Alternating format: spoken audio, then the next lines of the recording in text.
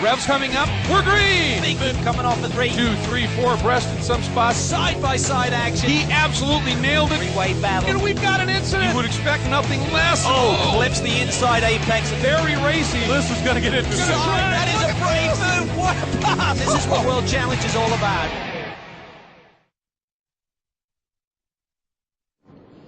Good morning, everybody, and welcome to Circuit of the Americas for our final day of racing activity at a very special weekend.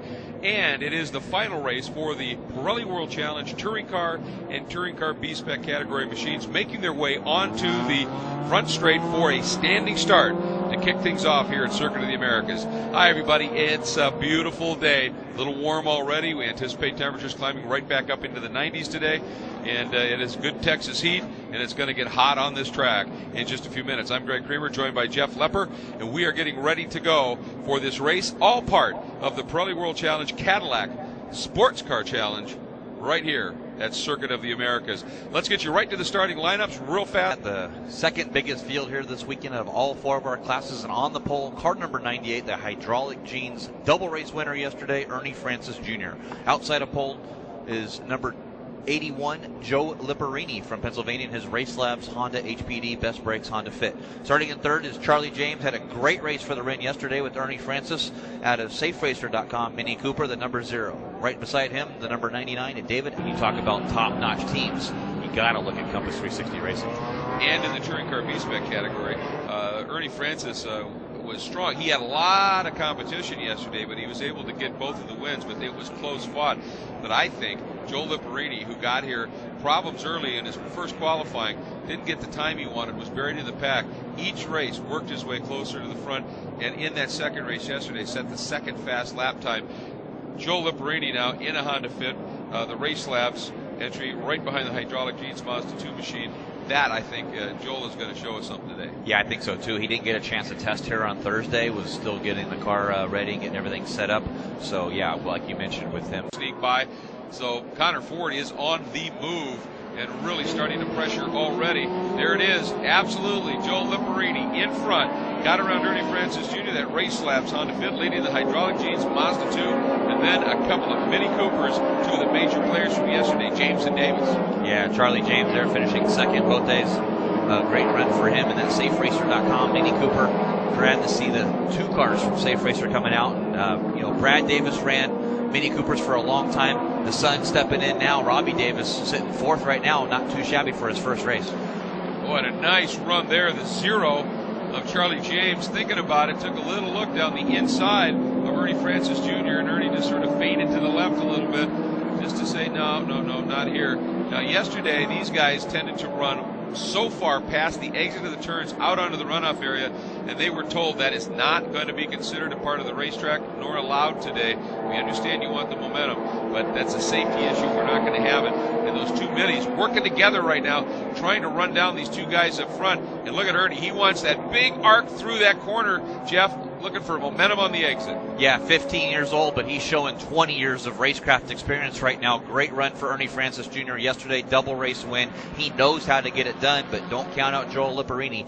Multi-national championship SCCA club racing victories. Robbie Davis just laid a beautiful pass, and that blue 99, that 37 Mini USA, Mini Financial Mini Cooper on the Safe Racer Mini 0 of Charlie James to pick up 3rd, and he quickly is starting to run down Ernie Francis. Yeah, remember that this is a 40-minute race, unlike in Touring Car B. Davis keeping Ernie Francis Jr. occupied, and up front, Joel Lipperini grinning inside that helmet, and he's able to open that margin up just a little bit.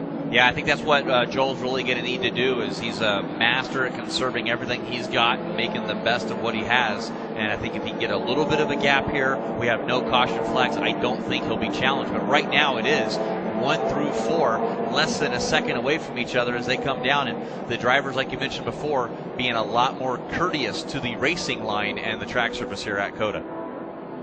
Absolutely. They're doing exactly what they were asked to do at this stage, and doing it well at this point, being very, very smart about it. But again, Ernie Francis Jr. is able to come right up on the back of Lipperini, bringing Davis with him as they make that turn down and into turn 1. And you know what? The number 7 of Assault, if anything is to be done about it. But Shay's in some pretty intense battling right out there right now in that True Car Radium entry. Yeah, sandwiched there between Braden Miller and Steve Taki right behind her. If I was her, I might want to try to bump the car in front of me or run off the curb a little bit and see if I can get that bumper to rip off so you don't get black flag. Well, they just made the call. It needs to come off in a hurry because they just got the call, the team did, that they need that car. They're giving it a mechanical black to bring the car in. Yeah, it's unfortunate for that True Car Racing team. Shea Racing as well, getting in a 3-car team now. Her moving over to B-Spec, has 2 cars there with her teammate PJ Gronke and John Miller running the Civic in the TC class. Watching this battle at the front of the touring car B-Spec category, it's still Liparini. Every once in a while, it looked like he's making a little bit of a break, Jeff, and then Ernie and the mini gang behind him just close it right back up again. Yeah, they definitely are working together this race. I think you have to do that in these TCB cars. You can't be running these cars sideways or side by side because the second you do that, the car in front of you just pulls right away. Weaknesses or strengths are, and then maybe I can continue to go on there. As Patrick Sagan getting around our winners now, or our leaders in TCB, and that looked a little tight there coming off the corner. Indeed, but again, Joe Liparini, he races a lot of his experience in SEC national competition where they have multiple classes in a race group, and he's used to letting faster traffic through, getting through slower traffic, and I think he's playing this game just beautifully. But boy, Ernie Francis Jr. is just glued, and the two of them working together managed to, it's not much, but a little bit of a margin over the mini, sitting there in 3rd spot of Davis. Yeah, Charlie James falling off the pace a little bit here, back and 4th now in his SafeRacer.com Mini Cooper, and great to have those 2 Mini Coopers here. Safe Racer, you want some safety equipment or you need anything for track day events, motorcycle helmet suits, Safe Racer is the place to go for that. Very strong, and then the Mini USA Mini Financial entry of the 37 right there of Robbie Davis, the blue machine. These minis have come prepared, but right now nothing they can do about Liparini or Ernie Francis Jr., the 81 and the 98, those 2 white machines right in front of that blue mini. And some more of that touring car traffic coming up, going to be working through them. And these guys just have to stay super focused right now. Boy, Liparini gets into and through those first set of S's incredibly well. Yeah, has that Honda Fit really set up there. You can see the different transitions now. Robbie Davis putting the heat on Ernie Francis Jr. here, all over his rear-view mirrors. Oh, a little wide there for Ernie Francis. Robbie Davis now on the inside. Mike Pettiford to the inside, going to see if he can follow Pettiford through and make the pass for 2nd. He is there on the inside. Can he make it stick? well, let's see. You saw Francis again run a little bit wide. Davis really pushing hard. But Francis has that inside line, and that may be enough. Let's see what happens. Oh, now they do a transition. Davis dives down. This is side-by-side stuff here. And again, Ernie just completely, every time he gets to a corner, finds himself in the right spot for that next corner, and Davis finally has to give way. But boy, has that allowed Charlie James to close right back up on that black mini. Yeah, we mentioned that before. These guys start going side by side. It allows the guys to close right up, and not only allows them to close up, it allowed Joel Liparini to pull away. You bet. Look at the margin, just that quick. And if there is a class in pro racing that has more momentum than this one, I defy you to tell me about it. And you lose just that little bit. You scrub a little speed, you run a little wide, have to lift, whatever, and it can be very costly. So now we'll see, with a little bit of breathing room, can Liparini make the brake stick? Here goes Charlie James looking on the inside of the other Mini Cooper there of Robbie Davis, the Mini USA Mini Financial number 37 car sitting in 3rd right now. Now these guys are all in line. Maybe all 3 of them saw that, hey, look, Liparini's pulled away a little bit. Let's get everybody back in as we have our 2nd group back there with our minis there. Michael Asalta led by John Baker right behind him, and didn't get a chance to see who that the 3rd car behind there. I believe, if I got a look at that, that was Brian Cole, but I'm not really sure on that one. We'll see if we can get another camera shot of that. Charlie James now right on the back bumper of that mini. Those 2 minis need to work together to catch back up the 1 and 2 1st and 2nd place car. Well, and how long did Liparini's, that margin, did he make the break? No, just that fast. These guys have lounged off. Boy, he does transition to these S's exceptionally well. And right when they get to the back of him, go up and through 1, he gets into those S's and then into this transition, opens up that margin by just a car length or 2. And in this category, that's a ton. And it can really spell the difference. And this lead group of 4 have just made a clean break of everything. Yeah, you see a lot of body rolling, a lot of bouncing over the curb there. We saw Robbie Davis completely airborne on the right side of his car. And these guys don't have the traditional coil-over, the high-tech suspensions of some of the other cars. It's just more of a, and look at that on the outside there. Robbie Davis on Ernie Francis Jr. got a good run through the S's. but no, tucks it back in. But each manufacturers developed their own suspension kit for these TCB cars, and it's basically just a high-performance shock with a lower spring to drop the ride height a little bit. Still a soft suspension for these cars. Well, you can see it the way when they hit those curves, it just it compresses and rebounds big time, and it makes it awfully exciting. And Davis has been relentless in his attack. He hasn't got it done yet, but he is exploring lots of opportunities, any possibility he can here. And one of these times you think he might get this one just about right and be able to lay that move on, as we have just passed the halfway point here in our Pirelli World Challenge Cadillac Sports Car Challenge at Circuit. Check out world-challenge.com to watch replays of all the intense action. Check out world-challengetv.com. And always check it out, Pirelli World Challenge on Facebook.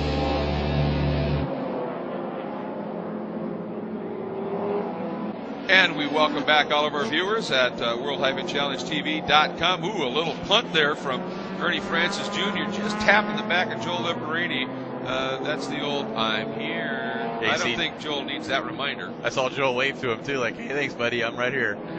Oh, and look at this. Another move, another attempt anyway, by Davis. And again, Francis, though, in the right spot. Look at Charlie James thinking, well, if you keep opening that up, I may have to just jump down inside. And here comes Dina Weisberg in her touring car, Porsche Boxster, and she can come in here and mix this up just a little bit.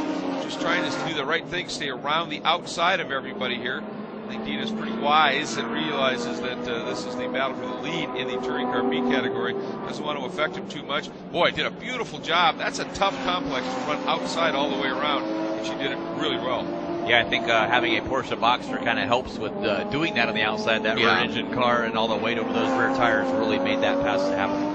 Absolutely. Liparini able to continue to survive the attack here.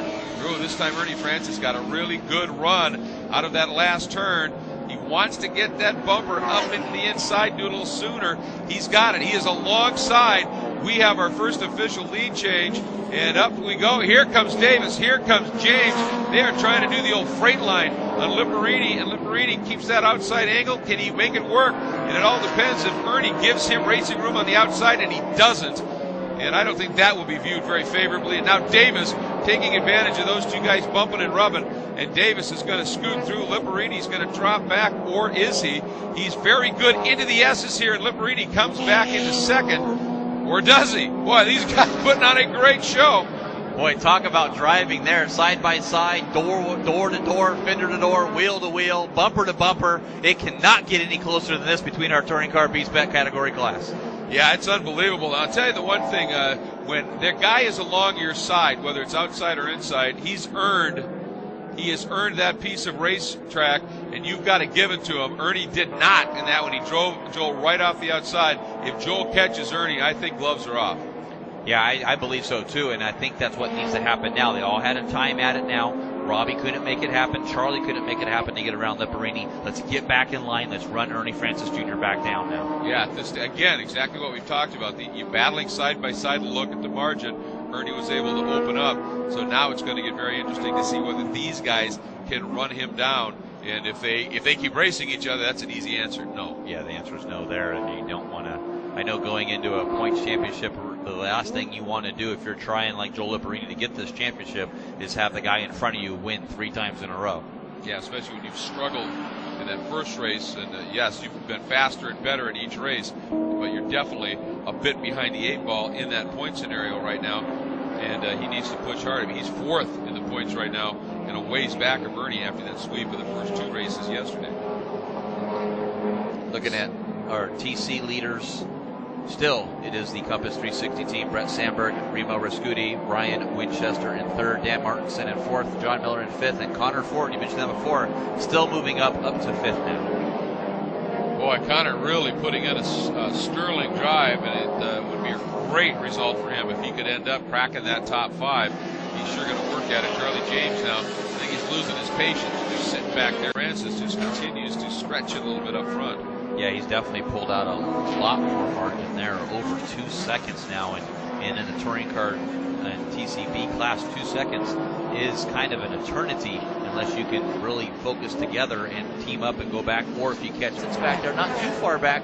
I do see Ernie Francis Sr. now. He's currently sitting in 5th, started way back in the 16th position in the TCB, so he's moved all the way up to 5th place now. So if there is a Sunoco Hard Charger Award, it might be there as Charlie James to the inside of readjustment back, as you talked about, Jeff, was very, very successful, and he brings it home with a win. Here we go. Ernie Francis now trying to work his way around here this last couple of corners as he works up, gets that car up and onto that curb as he rejoins the straight.